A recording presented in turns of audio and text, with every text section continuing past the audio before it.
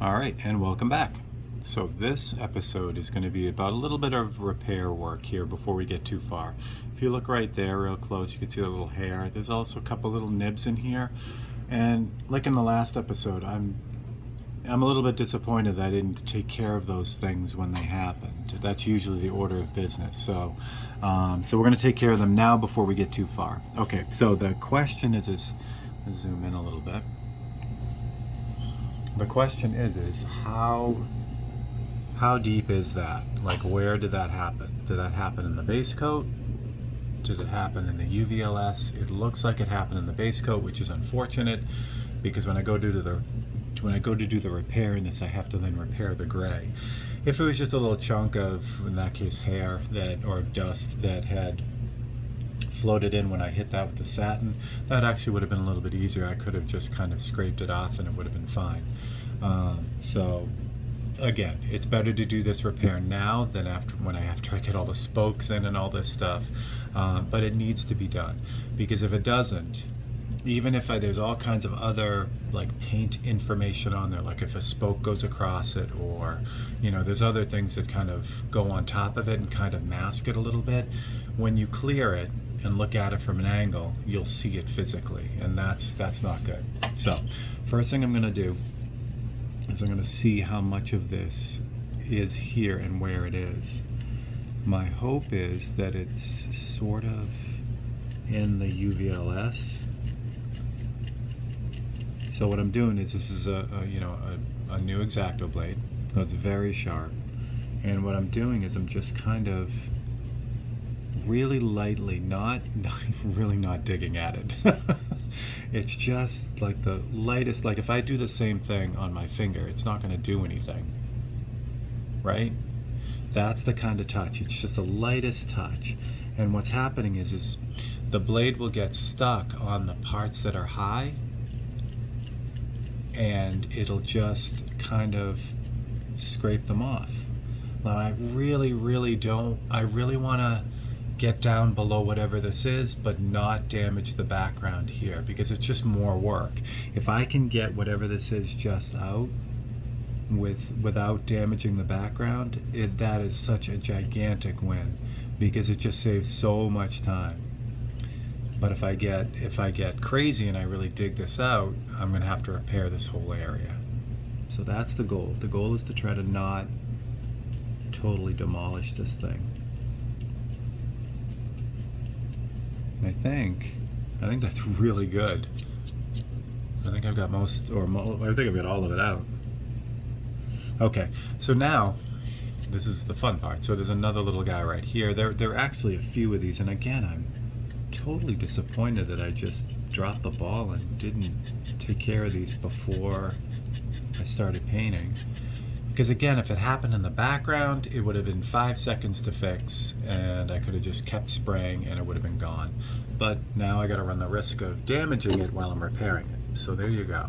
All right, so that one's good. Let's do all of them, because there are a few. And again, I'm disappointed that I just kind of let them go. There's another one here in the engine. This is an easy one because I haven't started painting there yet, so it's not a big deal. Same thing on the tank here. There's another one here. So I want to kind of, I'm obviously not being as careful here as I was in the other section, because like I said, there's going to be a bunch of paint on that in the end. There's another one up here. So the difficult one was the one we did first, and that's usually the way to do it. That is a good one. That went all the way down to the base. Okay, I'm going to take care of this one separately. I'll zoom you guys in for that one. There's a couple more down here too. Yeah, it was a messy one. Again, it could have been anything, but it was probably just carelessness when I was spraying this out, either with the UVLS. A lot of these are in the UVLS. So what I might have done, and I don't really remember, is whether I did the UVLS in the spray booth or if I just did it out in the open. If I did it on the open, that explains a lot of this stuff. So there's another one right there. And again, like I talked about in the last episode, this stuff is minor. In a big painting, you'd never even notice it. but knowing that people are going to be right on top of this thing, these things are going to be something that you'll see. There's a few of them there too, but not major. Those are small enough. Another one up there. Okay, zip you guys out a bit.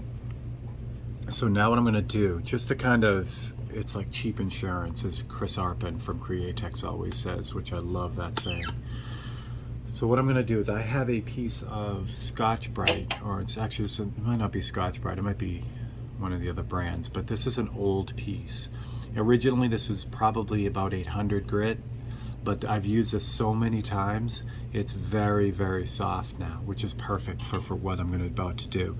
So what I'm going to do is I'm just going to really lightly go over. Now I painted this part, so I'm going to lose some of that, which is okay, because it's more about making sure the rest of it is right. Now I can always, you know, just add those parts back in. But I'm just going to run over all the parts that well, the whole thing really. And again, don't forget this has UVLS satin on it. Even if it didn't, I'd have to really scuff this hard to get the HD stencil off too, because I did that in UVLS black. I mean, not, sorry, UVLS black. That's a good one. Opaque black, which has a lot of bite to it. So that's not going to go anywhere anyway unless I really dig in. There's another little nib right there, down there. We'll get that out too. This is another scary one because this is right out in the open too. So we're just gonna really lightly hit that and hope you don't go, it goes all the way down. That's a bummer. But it is what it is. Get rid of it now and then don't worry about it. Okay. So same thing. Now remember, obviously this is all raw paint, so I'd kind of not want to get on that. But fortunately, there's nothing in that, so that's good. That's it. So I'm just going to run over the whole thing. And what this does is this evens out the rest of that surface, that UVLS surface. So when I go to spray this again, especially the background, so the background's not going to see any more paint. It's just going to get the last coat of UVLS when I go to clear this. But when I clear this, now that it's all, you know, scuffed and even, this surface will be just totally smooth, and that's really what I want. And again, all those little repairs should have been done way back, and I honestly just totally dropped the ball and either wasn't thinking about it or, you know, whatever it was. But it's a good save now because I'm early on in the painting.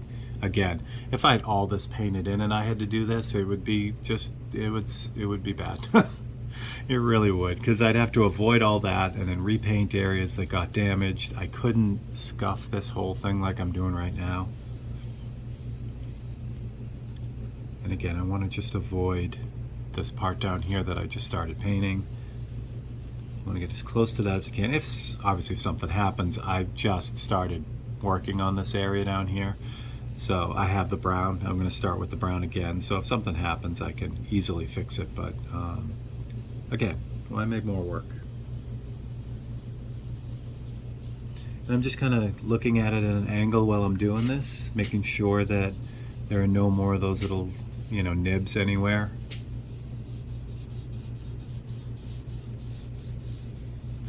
I'm really like I'm kind of dumbfounded that I just let that all go until now. I don't know what I was thinking.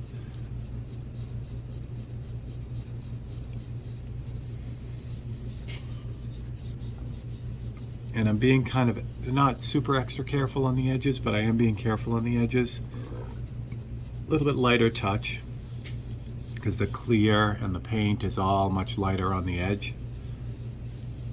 I just don't want to, you know, really burn through a spot, even though this is, you know, like I said, this is super, like, I don't know what it would be considered now. Like I said, it was 800 new. It's probably closer to like 1,000 or 1,200 right now. So, so it's very, you know, it's very gentle, but still, I mean, if I work at an area enough, I can burn through it without even thinking about it. So just kind of running through this whole thing and making sure everything is nice and even. And that is much better. So to get the residue off, there's a little bit of sanding residue, the UVLS. So I just take a brand new cloth. It's a brand new shop cloth, one of those lint-free cloths. Just fold that up, put a little bit of water on it, like that, and let it soak in for a second. There we go. So now what I can do is I can just lightly clean this off, get all the sanding residue on it. This is dry, so I can go over the whole thing. I just want to be careful, you know, with the fresh paint. There we go. And let that dry a little bit, and then just kind of with the dry side, just kind of make sure there's no little dust or anything on there. And then also visually kind of just take a look and make sure everything is looking good. And it is. It's good. All right, so disaster averted. Now we're not quite done with that repair yet. I'll show you what happened, or not what happened, but where we're at. Get you guys closer to this part down here. There are two spots I have to fix. So there's the original hair right there. So I went down to the base with that. So I gotta just do a quick repair. So all I'm gonna do is just with the paintbrush, I'm gonna mix up a little bit of gray here and manually paint this in. And that's, like I said, this is the beauty of this, because I didn't have to dig all the way down and put a huge, if this was a huge area that I like, the big area that I paint, I'd have to repaint this whole section right here. Again, not a disaster, but it's definitely, you know, taking a step backwards, which is not what we want. All right, find my painty glove here.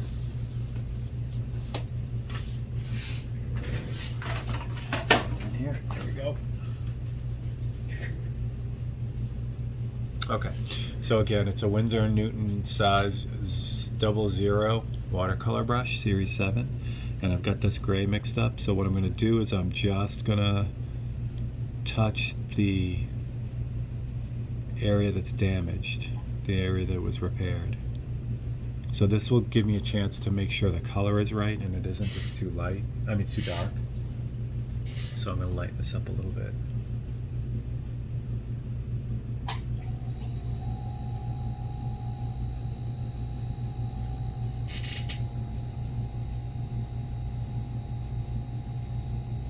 And that might be too light. And this is how it goes, back and forth until I come up with the gray that exactly matches that spot. So what I'm going to do is I'm going to move to a new section with this new color and see what it looks like. This might still be too light. It's definitely too thick.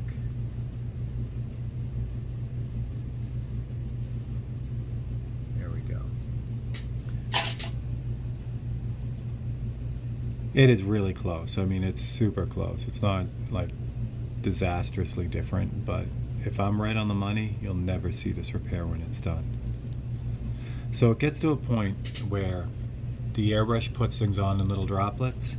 So what I do in the end of the repair here, as I'm, you know, kind of getting closer, and it's good that there's a darker color underneath there too, because it actually helps kind of blend everything together. But instead of just painting that hair, like just making a paint stroke across the hair, I just start putting little dots on it and spreading those out a little bit. You know, so it's little paint dots. And when I say little, this brush puts on a tiny, like microscopic sized dot, but I can kind of do that around it, and it just blends it away so it's gone, and that's how it works. So this area down here, this little dig right down here, it's a little bit lighter, but because I just took all the time to mix that, I have a number of different grays here, so I can just grab the little bit lighter gray and do the same thing. So just kind of touch it in there. What's nice about this too is this one here went all the way down to the clay surface, so this was something that was in the base coat. So this little hole has dimension, and now this goes down to the base coat. So this method is great because I'm actually filling that hole in with paint as well.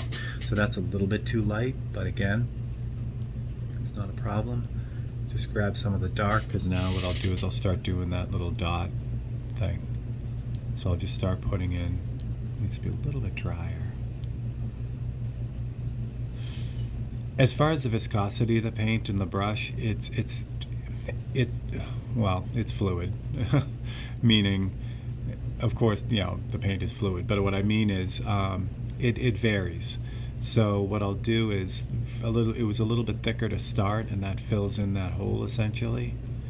But now that I'm kind of doing these little tiny dots, I have it reduced a little bit more. I have it paletted out a little bit deeper, or a little bit thinner, so so I can do these little tiny dots.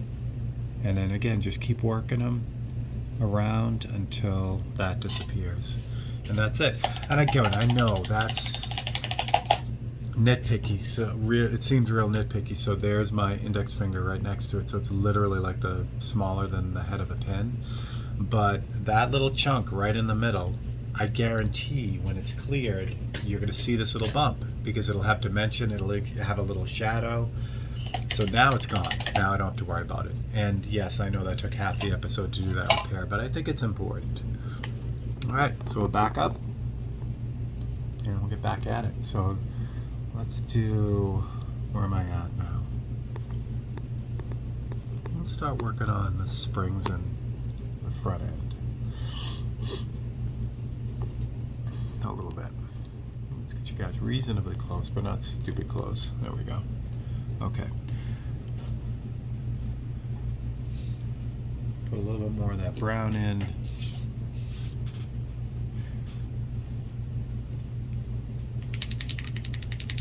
Again, the brown, if you missed the beginning, I mixed up the brown in that first episode, or second episode, and it's full strength. Sorry, I'm mixing paint again. It's full strength, so that's all just paint. So I'm going to add only one drop of that.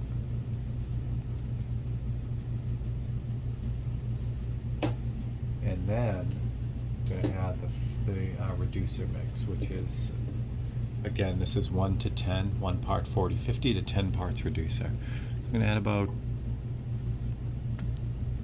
6 or 7 drops and mix that up.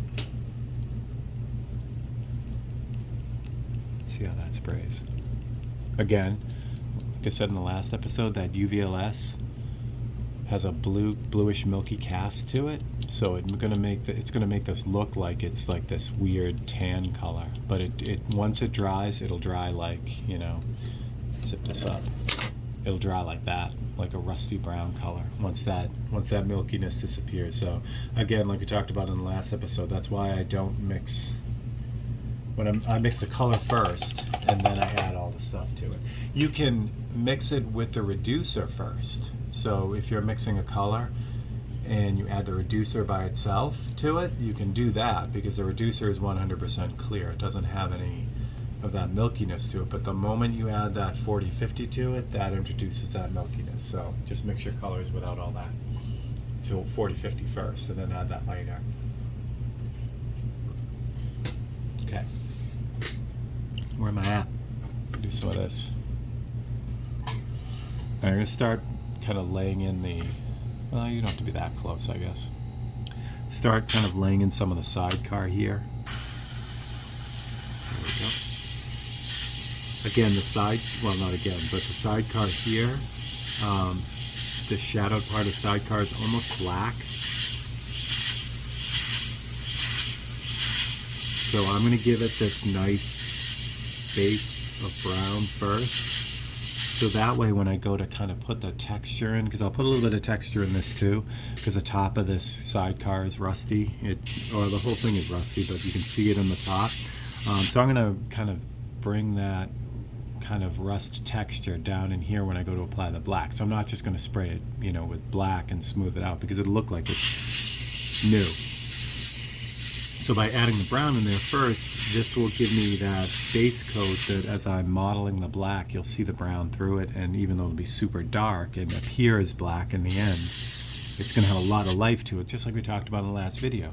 So you're not going to see that when this is printed, or if it ever does get printed, or if it's online, this side of the sidecar, because in the shadow, it's going to look black. But in real life, when you see the painting, it's going to have this like weird flip-floppy kind of black, brownish, almost like the real thing, you know? And that's the beauty of the real painting.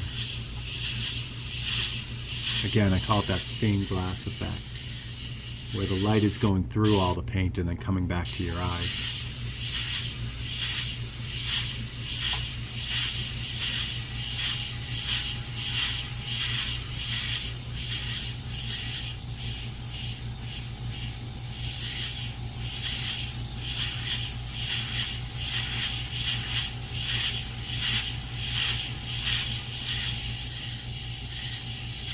So I think I'm going to grab a freehand shield for the front of this sidecar because I don't want to get any of that brown on there. Let's see what I got. Oh, hey. So this is the Radu Viru bird template, which is really nice. It's got a lot of nice smooth curves on it. And that is going to work out great for this.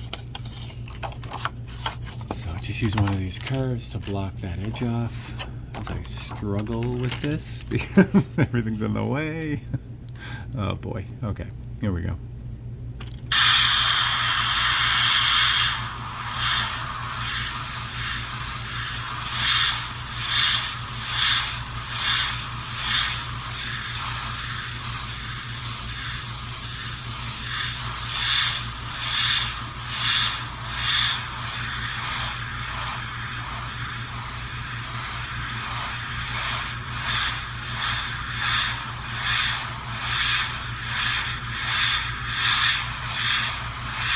Not concerned about this top edge because it does kind of roll over. It's a soft, soft 90-degree bend in that.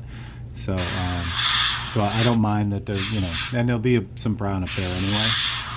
But just where this is definitely different than the background, I want to make sure I don't get any brown on the background.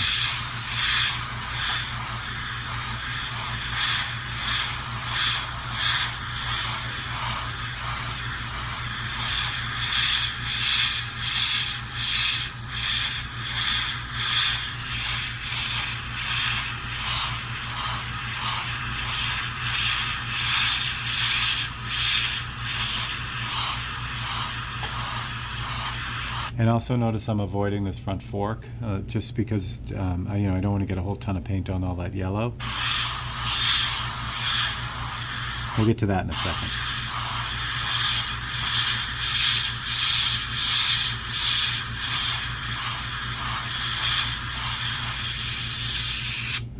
There we go. Yeah, see, that's nice. It's nice and clean. Okay, so for the front fork, I want to take a look at that. Oh, there's a highlight there. Okay. Oh, and there's also brown on there, so it doesn't matter. So there's a little rusty strip on this too. Actually, I'll move the camera because I'm kind of getting away from myself here. Let's move you guys about right there. So I could easily put a template on that straight edge, but I kind of want it a little bit softer right now. Again, when I get to the end, when I put this final, when I get to the really dark color to really lock this in, I will use a stencil against this fork because there's a bright highlight on the side, one side of the fork, so that separates it. Now that's going to be done probably with a paintbrush, but still, I don't want a ton of extra paint everywhere. So for now though, since I'm really just blocking it in, I'll just use the airbrush, and if it's a little overspray is actually good. It helps lock everything together. Everything doesn't look like a puzzle, If there are sharp edges everywhere, which is what I wrestled with a lot with my early airbrushing, because what we do when we start is we replace control with masking. So if you don't have a lot of airbrush control when you start, as you would imagine, you would get this control by masking everything off. And I did exactly the same thing. And my pieces looked like that. They looked like they were jigsaw puzzles, pieces put together. So it wasn't until I started forcing myself to use freehand shields and increase the proficiency with the freehand kind of techniques. Then it opened up a whole bunch of different things. The artwork just looked more continuous. It opened up just more options. If I wanted stuff to be really hard edged and cut and dry, then I could use a temp or masking. If I wanted them to be a little bit softer, I can use a combination of freehand shields and masking and regular just freehand techniques. So it's like anything, if you pick up a new tool, paintbrush, palette knife, pencil, pastels, colored pencils, whatever it is, learning all the techniques will open up all the doors for you. Using one technique for one tool will always limit you. And again, that's not a bad thing. Some people have their thing, and that's what they do.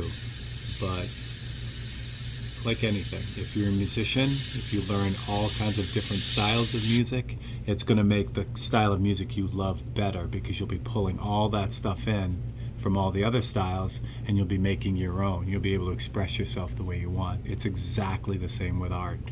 So even though you may not like something, a style of art or a technique, if you learn it, even if you don't like it, it'll change your perspective on what you do, and it'll just kind of enhance what you're doing.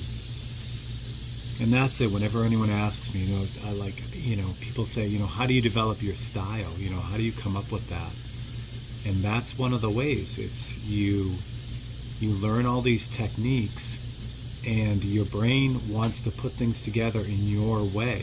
It's unique to you. So even though you learn from other people, your brain knows what it wants to do. So if you give it enough information and enough tools to use, you'll just naturally come up with your style.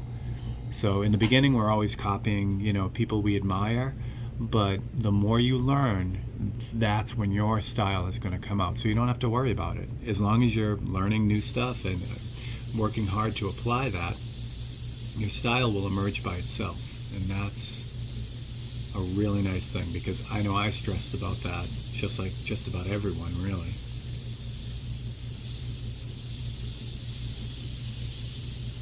So this area between the springs here, this is almost completely black. But again, I'm going to use this brown because I know if I were to flash a flashlight here, I would see the sidecar through there. So I'm going to treat it just like I did the rest of the sidecar. Same thing down in here, this little wedge right here.